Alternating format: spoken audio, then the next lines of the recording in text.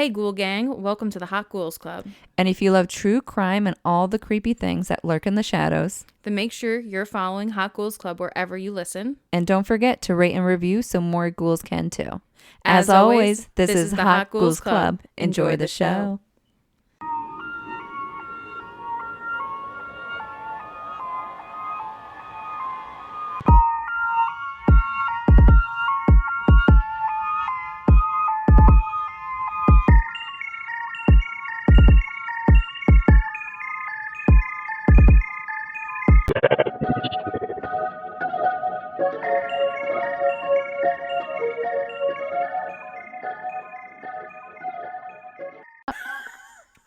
Of course, the echo. Amazing. Hi, everybody. I feel like we have to say hi in the beginning because it's been so long. It's been a fucking minute. It's been like 45 years and we're so sorry. We intended to take a 2-week break. One of our faithful listeners almost rioted. Rioted. They said they were going to put in a bad review. I said, oh, Lexi, don't do it. I'm like, who the fuck was that? No, listen, we wanted to give ourselves a break. Christmas, New Year's. I got the Black Plague. Came back to life in Tara. Sores. Like whatever it was, all of it. They were singing Ring Around the Rosie about me, okay? Little blonde children dressed in white. I was disgustingly sick, and the biggest part is I didn't have a voice. And obviously, we need our voices. It's much needed as a prerequisite. It's our medium. Yeah.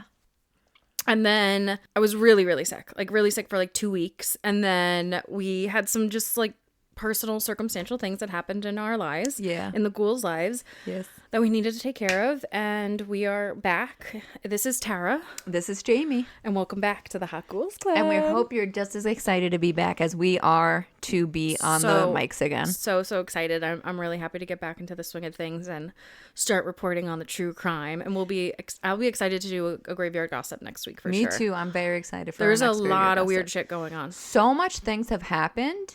It's annoying. It's weird. And never ending. Of course, we say this every single time. Like, we're surprised. Honestly, I'm constantly surprised and constantly disappointed. Truly. Because it's like, why am I surprised? Well, it's usually men. It's always men. If there are men in this world, there will be crime. And there will be crime. Gross crime. Absolutely an abundance of gross crime. There's like on Long Island alone, like I feel like 2 or 3 like officials or school teachers have just been like charged or sentenced with like sexual abuse. I'm like, what is going on? I saw that too. I was like, what is happening? And then there was like ex or even maybe current cops or ex cops that were also involved too. Shocking. I was like, come on, enough. An owl from Long Island. Who? That's how it was. Naturally.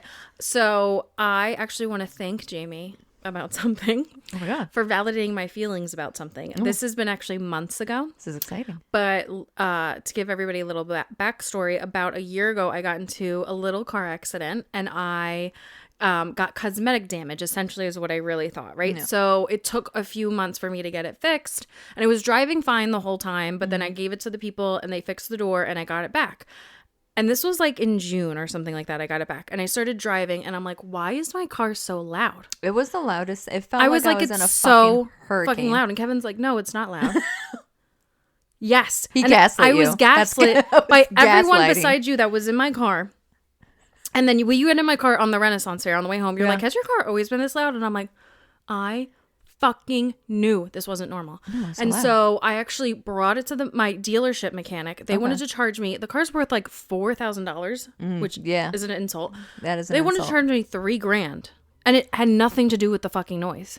Because I was like, I ain't doing that shit. I'm picking it up. Yeah. And then Kevin found a mechanic near his job. And the guy checked it. Like I dropped it off. Kevin brought me to work. The guy drove. He said, I heard it immediately. It was like the ball joint in one of my wheels was broken. Fixed it. $1,000. Nary a noise. I know. But he also did my inspection and oil change, rotated my tires. Like, it did a few different things. That's nice. It was really only like $400 or $500 for that or something. Yeah. the sound's gone. I've been meaning to tell you. That was like back in December. I'm so happy. You must have felt like peace, like an immense peace once you started driving the car again. Yeah. I'm sure that's where a lot of your anger must have been coming from. Well, it didn't go away. Okay. But I was like, it's so quiet. I was like, because I didn't have my car for like few weeks because it was getting repaired. Oh. So I almost like forgot maybe a little bit. Oh. And then when it came back, I'm like, has it always sounded like that? You were the only person to validate me. No, that was crazy. Yeah.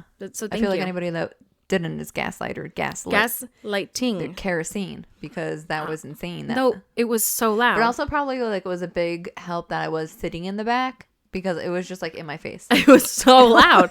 It's loud in the front, my head Mama. was out the window. I was like, what is happening here? So loud in the front, like, can you guys even hear me? No, yeah. And then they would say something. So what really got it was that they were talking, and this is a 2-door car, right? So it's not like it's not spacious. Yeah, it has a pretty spacious back seat. It has a very spacious back seat for a 2-door car. Getting in and out. Still a 2-door car, right? So it shouldn't be like we're in the middle of a train station when we're trying to while they're going by. What? You said what? No, Boo? It's horrible. So I'm so happy. If you're ever in my backseat again, Boo, we'll be fine. I can't wait to live that luxurious experience. It's like, it's a nice ride. It feels right. And you know what's horrible? Also, because it was like related to the wheel, I couldn't really speed. Not comfortably. I would still speed. Now, over 80, don't even feel it. Please stop. Oh my God, today it was horrible. What did you do? I didn't do anything. I get off the road. I get outside. I'm on Sunrise, all the way down. Standstill traffic, crazy, like 30-minute worth of traffic because of an accident all the front. I'm like, nope, service road. Everyone was just as insane as I was. Really? It was insane. It was insanity. I'm like, who said you can act like that? I hate But I was driving. like cutting into areas that you weren't supposed to drive on to get around people because I just needed to get home. You and Lindsay are like the same person. There's this one road, right, that where I live over by where Brett and Alyssa are, like closer if you go into our school. Anyway, so there's like an intersection where it has 2 lanes. Yeah. So it's one that's going straight and left, and then the right lane that's right lane only.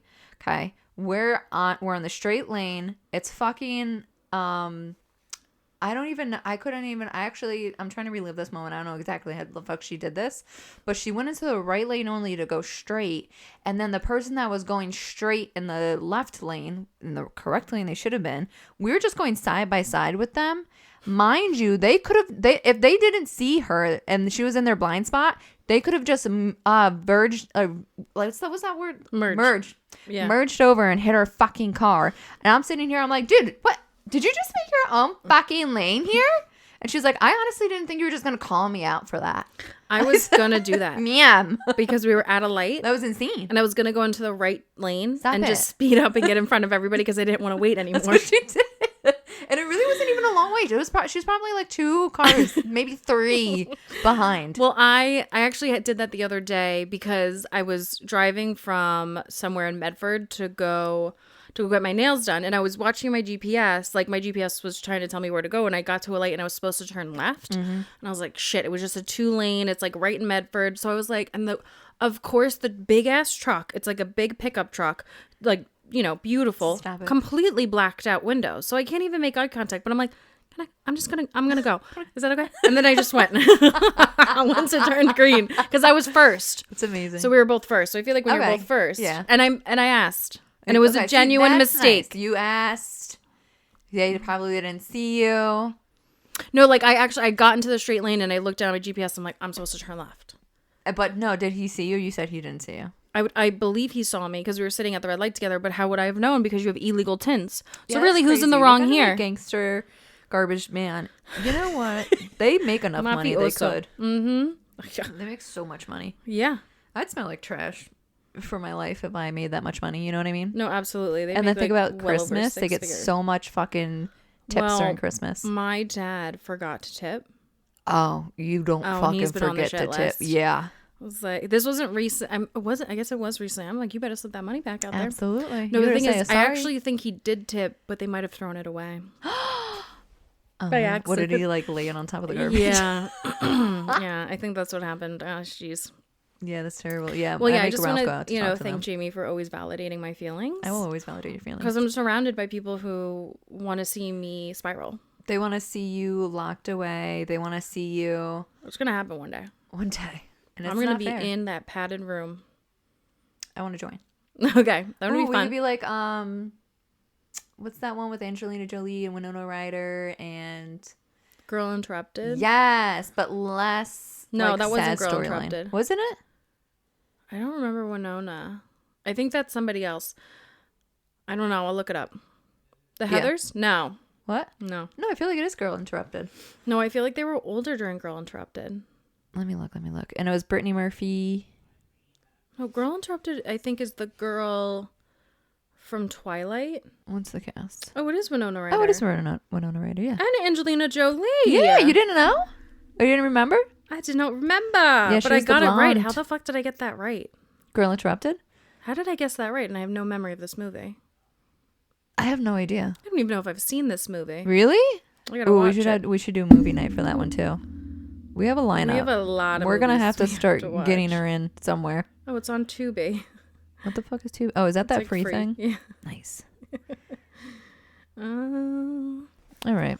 well, speaking of Girl Interrupted. We're going to go into a case that probably a lot of people have heard of recently, being that it just got into, it just started recirculating into the press because a miniseries and a book had come out about it from called Under the Bridge. Both the miniseries and the book is that name, and it's by, oh, what the fuck is her name? What, the author, The author. Under the Bridge? Yeah. It is Rebecca Godfrey. Yeah, Rebecca Godfrey. Super recommend the series. That's what I was able to do. I think I'm going to read the book because of it. And honestly, from what I was able to dig up on the murder, which is the murder of Reena Virk, it really, really does capture a lot of what happened. And I'm surprised. And the casting for it, insane. It was good. It was great actors, and they got them all to like essentially look like the actual people that committed and were a part of Reena Virk's murder. It was insane. I was like, the whole entire thing, I was like, what? How did they do that? Yeah, I know that I feel like we vaguely touched on it. Like, I just like remember seeing that photo of her, and like, I don't know if we talked about it or we brought it up like because of something. I feel like, yeah, because when I remember seeing the school poster, not the school photo, but the poster that they have for Under the Bridge. That's what I remember that we talked about, which I was like, because I feel like it was misleading because it looked like it was about a lesbian love story, but it's not. It's not. It's not. Like, it's in there, but it's not. No. But I remember, that's so funny because I bought the book, but I haven't read it. And so when you told me, I'm like, wait a minute. Oh my God, I bought that book. It's like literally in a stack. And I just picked it up when we were on the phone and I knocked over like 10 books. I was not, and Kevin set them up very beautifully. So hopefully he cleans that up. Yeah, he could do it again. Do it again. So I really don't know anything about it. I could probably like gun to my head, give you a vague, I know that a girl was murdered by other girls. You know what I mean? Yeah. But I'm very interested to know the details, and maybe I'll watch the show, but I probably won't have to after I hear your beautiful synopsis. All right. So I'm going to, the crime. it's a lot. Sad. It's sad. So I'm going to dig into it. So to bring everyone to where this all takes place, I'm going to start with who I come to find out who Reena was growing up and what it was exactly that took her life tragically. So it was March 10th, 1983 that Reena Virk was born to her mother and father, Suman and Manjeet Virk. A Pisces. Yes. Pisces women are they're good people. They're love very Pisces. sensitive, but they're good people. Yeah. They're good friends. The love her parents had for her were immediately instinctual and overwhelming. When Manjeet and Suman were choosing a name for her... Sorry, wait. Try to hold in a Oh my God, I cough. thought you sneezed. No, I'm so... You're going to hear. I was like... I keep trying to hold in a cough and then it just comes out of my mouth. I remember doing that one time when I was in elementary school, and this one kid that bullied me about it, and I was like trying to hold it in. He was like, just fucking cough, and I coughed and it was disgusting. He's like, that was gross. I said, that's why I didn't want to cough. Fuck bullies. Oh my God, bringing that back. Oh my God, I didn't even mean to make that connection. Full circle. Bullying. In your subconscious, you remember the thing. You know what I mean? Yeah, absolutely. Okay, apologies. So, when Manjeet and Suman were choosing a name for her, they landed on Reena, and that's because it means queen. I loved that. Queen. Oh, that was so cool.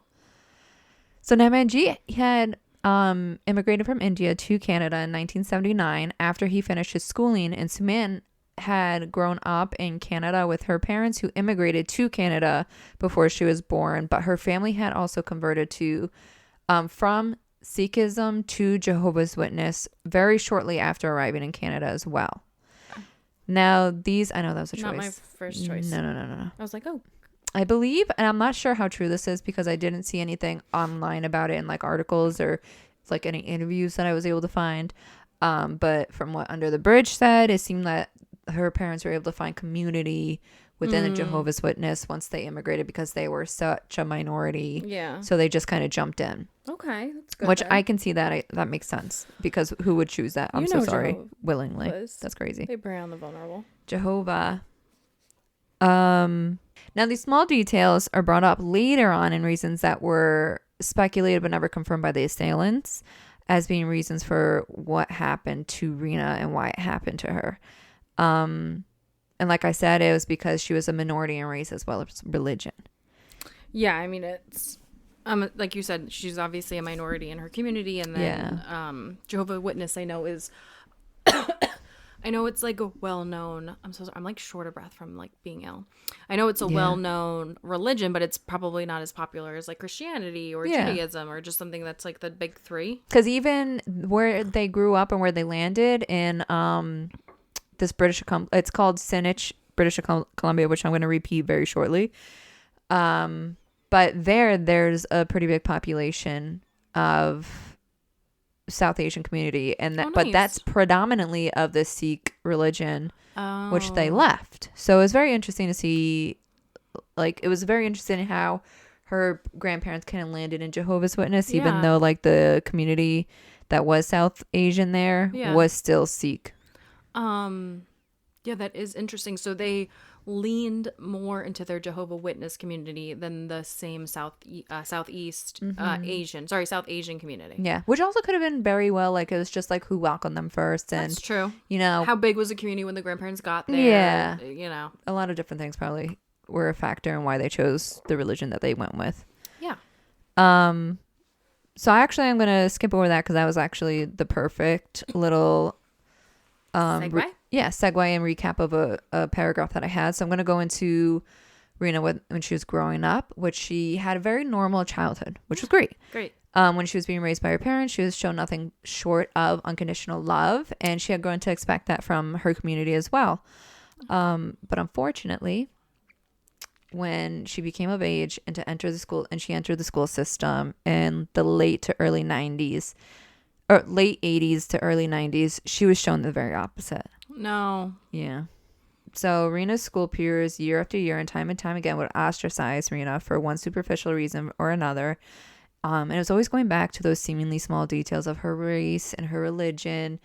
And those were the things that Reena's peers actually kind of created the reason just as to why they wouldn't let her fit in. So essentially made her an easy target to bully amongst her peers, which is so annoying. And I've seen that too. Like when I was in elementary school, I've seen, the specific girl that didn't fit the norm of everybody else, and they would bully her for no reason. And it's not like she would ever speak up or do anything outwardly. There was one girl that did, and that was just kind of crazy.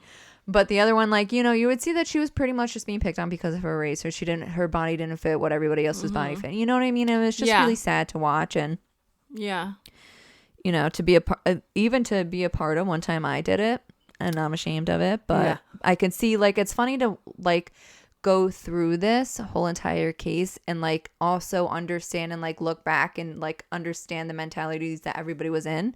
Because they were teenagers and they were hormonal and they were going through these very packish things. Yes. It's very survival. And I know what you mean. I remember a girl that was pretty relentlessly bullied in middle school, but she always kept her spirit, but she was bullied about her weight. And honestly, she really wasn't bigger than they anyone. would know. Yeah. Looking back at the girls that everybody would call fat and shit, you were very little. Okay, calm down. But the guys would do it and stuff. Yeah. And I just remember one time a girl that I was friends with who was not smaller than her, they would all call her a certain name, and she called her that. I don't know if she called her that name or she said it, and I was just like, okay. I'm like, what? I'm like, you too. I'm like, I never participated in it, but I also never stopped it. Yeah. You know, Which I you see a lot in this too, is that I a would lot get of people like, would if witness I what ever happened to her. spoke up, I would get like fucking, I've gotten yelled at by like men, like boys in school. Yeah. I'm like, what is wrong with you people? You need anger management. Yeah. Like, leave me alone. Yeah. Because a I lot hate of times, them. like the full circle of like thinking, like you can really look back and see how like your frontal lobes were not developed. Like there was a lot of things that in times that I've like the girl I was talking about where I did a thing where I made fun of her. It was because I was trying to fit in with the popular groups or the popular kids that were in my class. But I was friends with her all throughout the other school, or like all throughout the other school year. Like we would sit together at lunch, we would talk. But then there's one year, like one time I did something stupid, and I drew like a caricature of her. Jamie, you're laying it all out, mama. I think about this a lot. Have you ever reached out and apologized? No, I have no idea where she is or anything about her. I hope don't she's have living any a good life. memory of bullying anyone myself. Probably except like maybe Alyssa. But I we're bullied still a lot of friends. people. You know what I mean? Yeah. I think I would bully my friends. But like that's what you do. I got really bullied though. It's because you love your friends. I got bullied pretty hard in middle school. Yeah. Yeah, and high school. It's terrible. Mm-hmm. It's a terrible thing to have to go through. No, it was pretty bad. Yeah, I agree. I went through a lot of that. But what sucks is even though I was bullied, I never formed an eating disorder to get skinny. Me neither. And I hate that about myself. I wish I had a little less self-worth so that I didn't could have gone into and that. just gotten skinny. You know what I mean? Yeah, like absolutely. I got there was no benefits for the punishment. No benefits for, being a loner. No benefits. I was like, I'm just going to keep eating. Yeah. You actually. You call me fat? You call me fat. You know what? I guess I am. True. Well, because I'm going to keep going. I'm going to eat this bag of Doritos. So I'm going to go for my third cookie. Okay. I'm going to enjoy that. I'm like, there's fatter people in the world. I'm eating. I ain't skipping lunch, bitch. I'll faint. Meanwhile. Yeah. Little me could have used a little skip at you. No, me could have used a skip a lunch or two for sure. But you know, whatever. Never let that happen to you. Don't let the haters get to you. Be like honestly, fuck them. I mean, look at us now. You know what I mean? Gorge. Mentally and physically. I mean, Olympians. Oh my goodness. Nobody could beat us right now. Nobody could beat me. My mental health, 10 out of 10. Up here.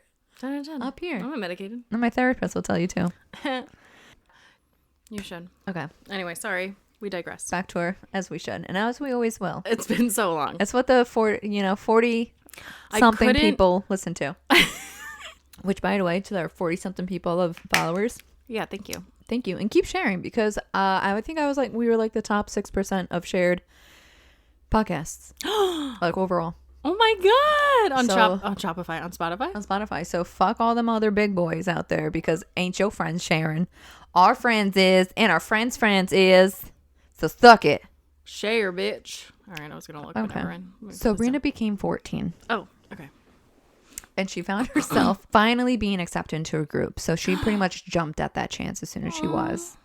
Unfortunately, the group that showered her with any kind of resemblance of a friendship would go down in history as the Shoreline Six.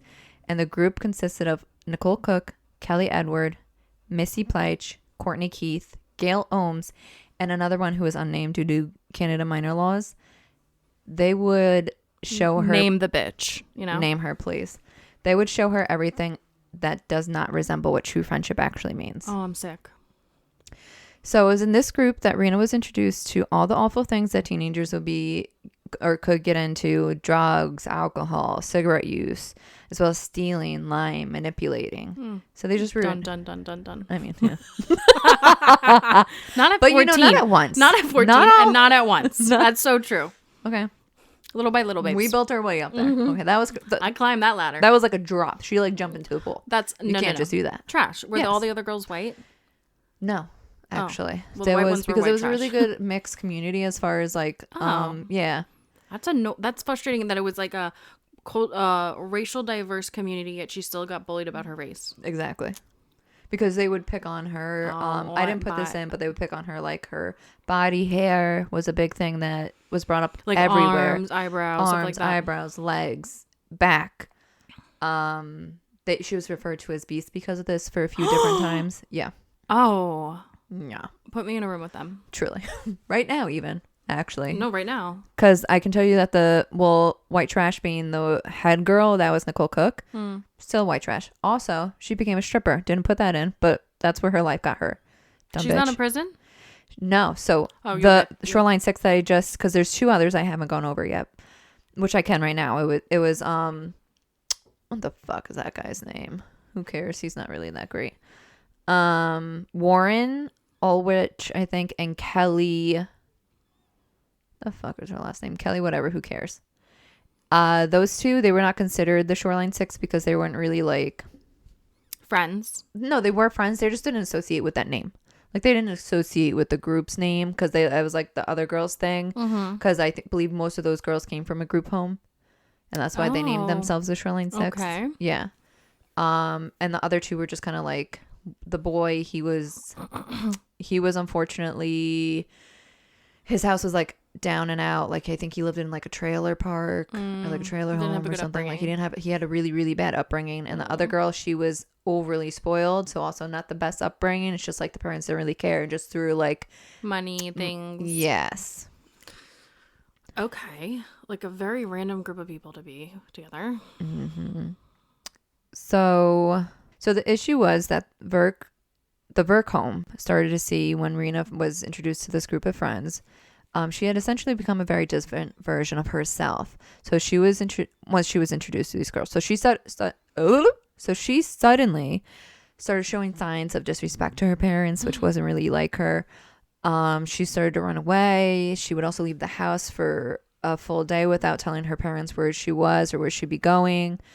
And she was just overall exhibiting these bad behaviors suddenly. And we know and see from teenagers' faces, like that's an obvious teenager face to start going through like, oh, I want my own time, I want my own place, like I want to be like my own person. But unfortunately it was such an extreme in Reena's case that it's believed that it was because of what she was introduced by these girls that were living in broken homes, because they weren't raised with the love and respect that Reena was shown, and because they had their own anger problems and they were lashing out at the community and people around them the way that they knew how.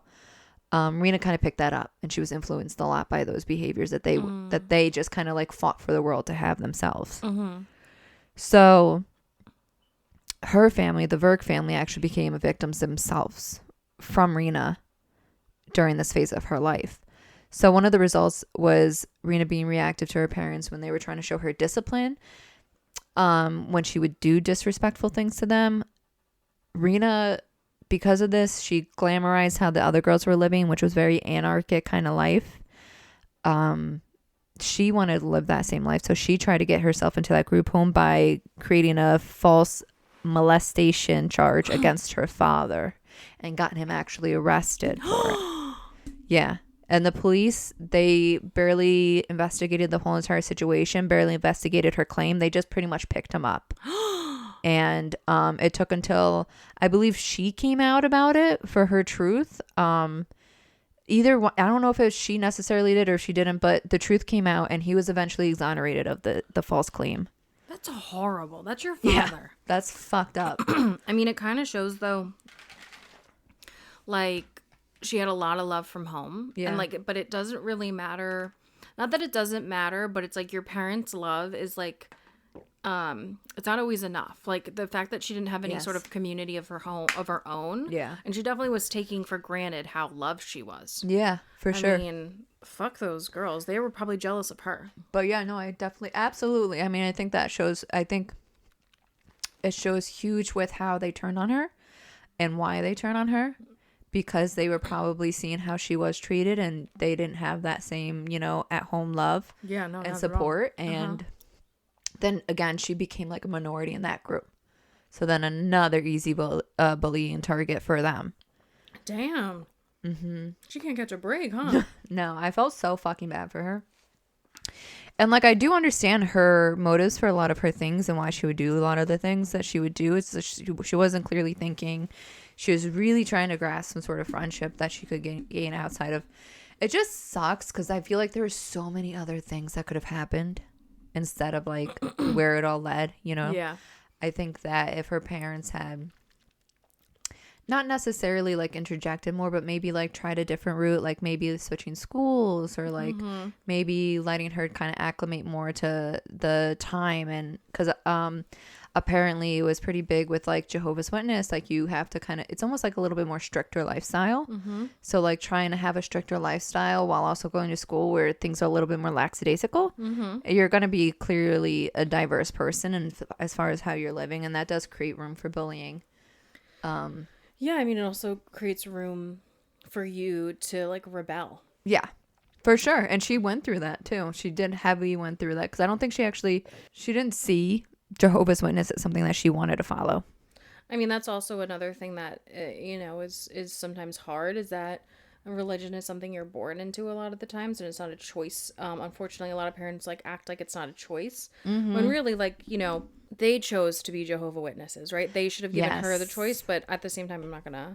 I do find it so. I feel like somebody that is like or does immigrate from one place to another can actually really see how happenstance religion is, and how if you're just born on one side of the world, you're going to believe one thing, and if you go to the other side, all of a sudden you're going to be introduced to another thing that everybody believes. You know what I mean?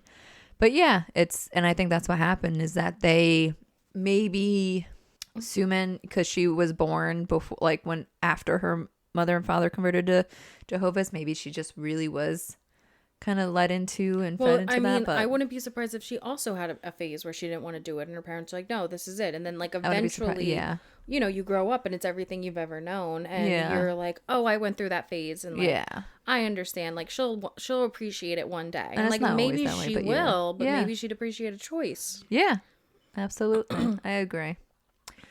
So unfortunately, though, with this volatile group that Reena had fallen into, things were a quick turn for her, like we were speaking about before, and she had fallen into yet again another cycle of bullying at this time, but it was from someone she had once considered a friend.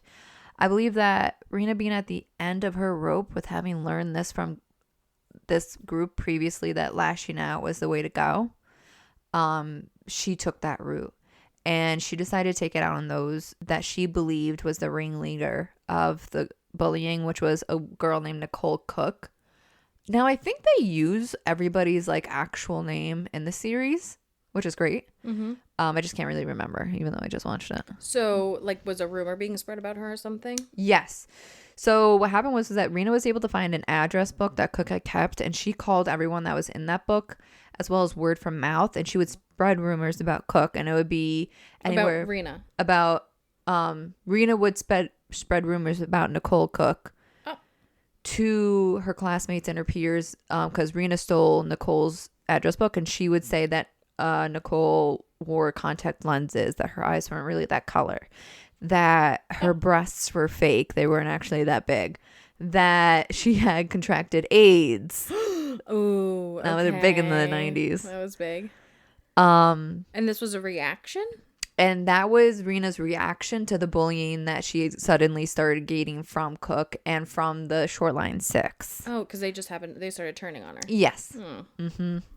So once Cook hears of this, she comes up with a plan, and she enlists the help of the Shoreline Six to convince Reena to come out to a party, and it's there that they make Reena pay for the rumors that she spread. So on November 14th, 1997, Reena gets to a party that was happening under the gorge of Waterway Bridge, which was a local hangout spot for teens. Like a lot of us on the island had like sumps and shit that we would hang out in. So it was essentially the same as that. Huh? You know, one time I was like, I was at Starbucks and I was working at Starbucks upstate, and there was kids, and I'm like, don't you guys have like a bridge to go be under or something? Like, go away. And they were like, what the fuck is wrong with this bitch? I'm like, go hang out under a bridge. No, we have like basements. We have like our parents' houses. Like, stop being at Starbucks at 9:00 on a Saturday. Please, go find a bridge. Else. Go find a bridge. Go find a sump. Go find a quarry. Go find a basement, a backyard, anything. A shed. Or go to bed. House. You know, go to bed. Go to bed. Go to bed. Go to bed. Even better. So, once Reena meets up with Nicole, who invited her out, Nicole outwardly asks in front of the entire peer and groups about the rumors that Reena was spreading about her. So Nicole then claims that Reena had responded to her to this question by calling her a bitch. And that enrages Nicole. So Nicole decides to take the cigarette she was smoking and puts it on Reena's forehead. Yep. And then when that happens, then Nicole and Kelly, which is her friend who I talked about just a second ago. Spoiled Kelly decides to start physically attacking Reena. And then this prompts the rest of the girls of the Shoreline Six to also engage in the attack, which also prompts others to engage in attacking Reena, which ultimately ends up to her getting jumped by a mass amount of teenagers for one reason or another. It was so fucking annoying to see, like, some people were just doing it because they're like, I don't know, it was the thing to do at the time. That's disgusting. That's really fucking gross. That is the grossest thing I've ever heard. Like, we went to school not that far away from, this time of when it happened. It was 97, right? Yeah, I think we were already in school. Mm-hmm. We were kids, but yeah, we were kids, but it wasn't like bullying even then at that point, like, was so aggressive. She was, I want to say, only a couple years older than Ryan. Yeah, I mean, she was only 10 years older than us. 11 for me. I think, no, 9 for me, 10 for you. Because you're 93? 92. Oh, you're 92. Oh, yeah, that's right. 9 but years. I am much younger than you. You're much younger. Much. Yeah. She was only 9 years older than us. Mm-hmm. So, yeah. No, this actually is disgusting. It's crazy. So does it it's say like one how of those many? bullying things that you think that people are just like over exaggerating about, but it actually fucking happened. No, they don't know how many. I don't think that actually ever became a thing. They just can say who the main players were. The main players were, yeah. Okay. So once the attack was done, Reena tried to get away. She was able to get up, but 2 people had waited for her. Kelly Edward and Owen Glowatsky. They was the 2 teenagers, again, like that I didn't include in the Shoreline Six, but anyways. The 2 of them brought Reena back down to the water's edge of the gorge, and they continued the attack. Why? Okay. Kelly, I think, is the one that's like she's fucking psychotic. She's actually psychotic. And once they were done, Kelly takes Reena, who is unconscious at this point from sustaining such a gruesome beating that was considered equivalent to getting into a substantial car accident, but she decides to hold her head underwater and essentially make sure Reena dies that night by drowning. I mean, either way, the coroner did say that she was going to pass from her brain was probably fucking bleeding. She was going to pass from the attacks that she withstood, but no matter what, she was dead that night. So anyways, Reena's death is called by drowning, but Warren and Kelly, they both get convicted of second-degree murder. Warren gets life in prison with no parole eligibility for the first 7 years. He is later granted day parole at 2007 and full parole on 2010 after about 7 years served. And Suman and Manji actually both believed Warren to have been the only person actually sorry for the murder that night, and they did advocate for his parole. Kelly, she also was convicted of life sentence with no parole eligibility for 7 years. She actually had multiple trials. One was a mistrial, one was a hung jury, and then the third trial was a second conviction, or I think she overturned her first conviction, but the second trial, so the last trial she had was a full guilty in 2005, and then she was granted day parole in 2017.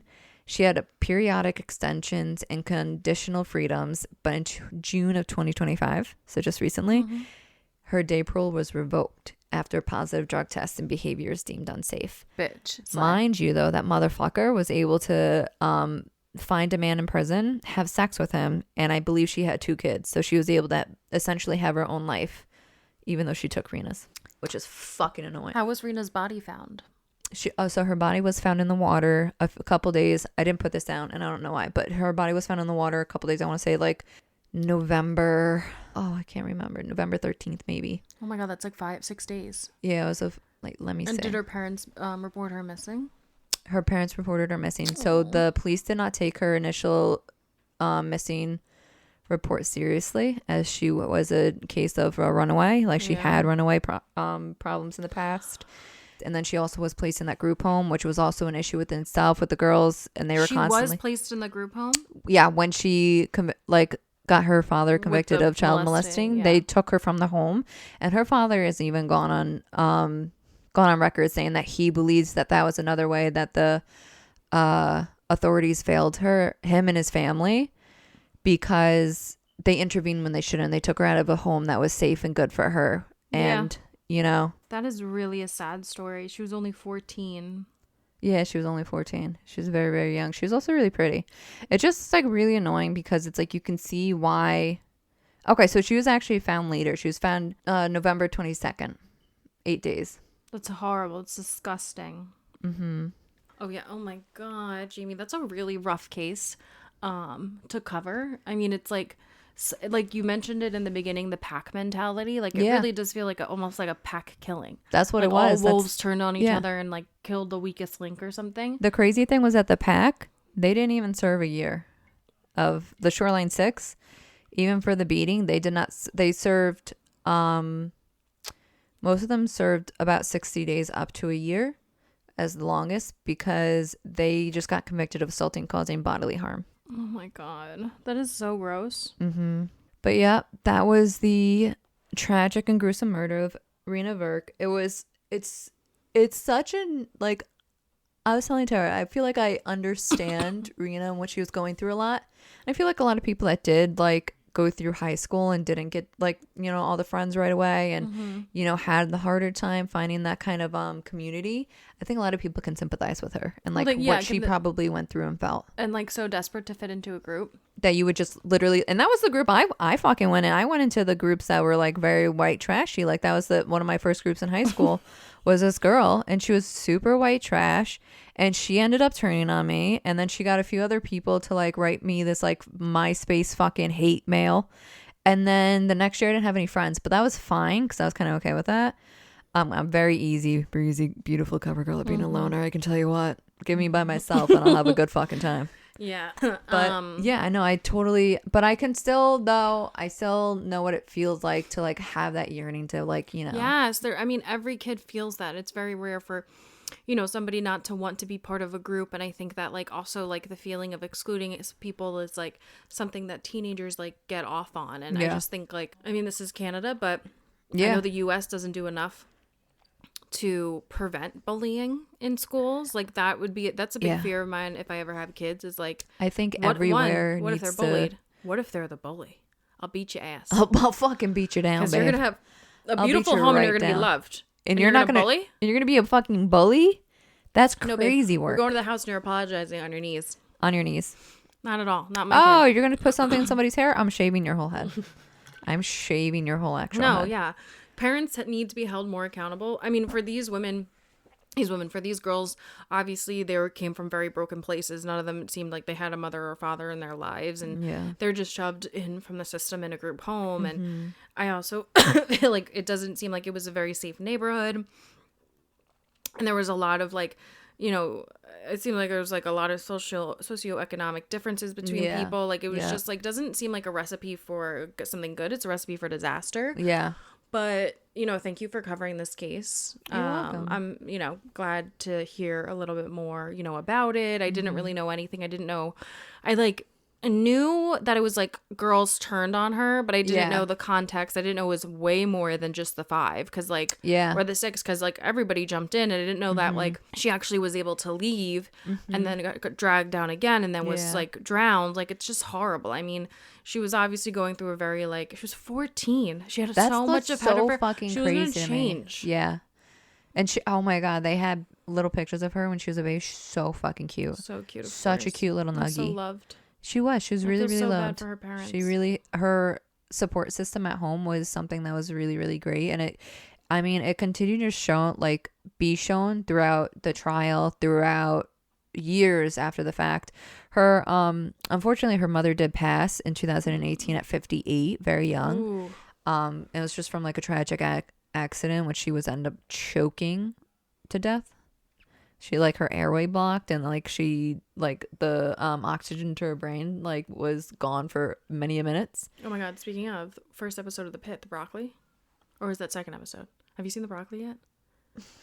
I don't think you've seen the broccoli. Never mind. Of this season? Mm-hmm. Didn't see the broccoli. There's no broccoli in the first season. I think I was like, where's the broccoli? Okay, sorry, that was season 2. But thank you for covering this. You did a great job. Oh, you're welcome. I'm happy to cover it. All right. Well, with that, you guys, we'll catch you in the shadows. Stay ghouly. Oh. You just gotta do episode 1. You know what? I'll do it. Maybe this will change the gauge on the spectrum. You know what I mean? It could be it. It could be the thing.